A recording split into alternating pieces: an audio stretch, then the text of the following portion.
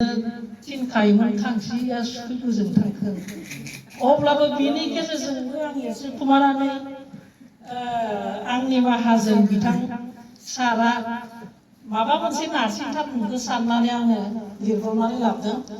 आं सानो आं लिरनाय जि खन्थाइ बियो खन्थाइ महरबो नङा रायथाइबो नङा जानो हागौ, अब्लाबो आङो माने गोसो नारसिनथारगोन नालाय आं लिरनानै लाना फैदों।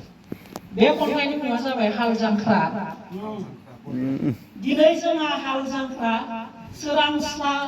सोरांस्लाब मोनै दैबाय खदाल बेसेबांदि रंजानाय माहाजोन सार फोजादों दाहोना रुवाथि सिखारदो सोरांबाय सिखारदो हाखु दाखु सिखारना नुबाय माहाजोन सारा खर'आव फावरि आखायाव खदाल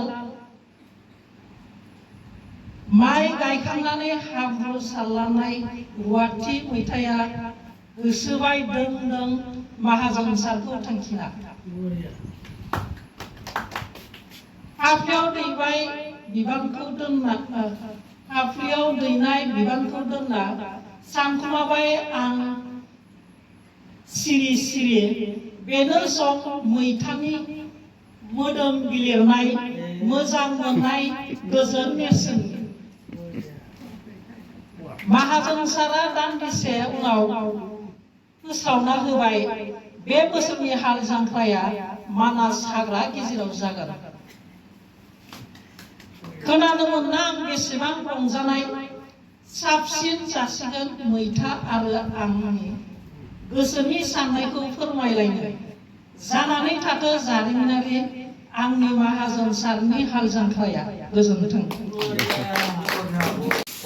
बे जाबाय आं खन्थाइ जिथु आवरायनो नामा जे बियो ओरैबायदि खन्थाइ मोनसे टेम्पटेसन अर्थात जायखौ जोङो असमियाव प्रल'भन होननानै बुंनाय जायो।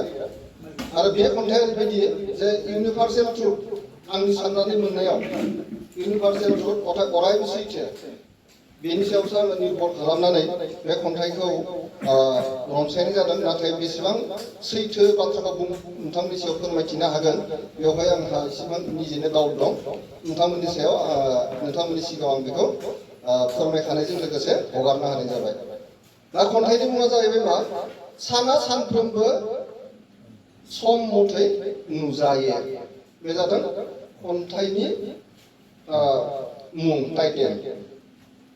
साना सानफ्रोमबो सम मथै नुजायो बुहुमाव सोरां जायो सानजाहानिफ्राय सोनाबजों थाङो थि समाव गोमालाङो समायना रमायना बिबार बारहोयो माइ आरो फिथाइ सामथाइ फोमोनो लैथोनि दैखौ खफ' खालामो जोमैनिफ्राय अखा हाहोयो जिउ जिरादनि जोनोम जाहोयो बोरायना जय थैलाङो।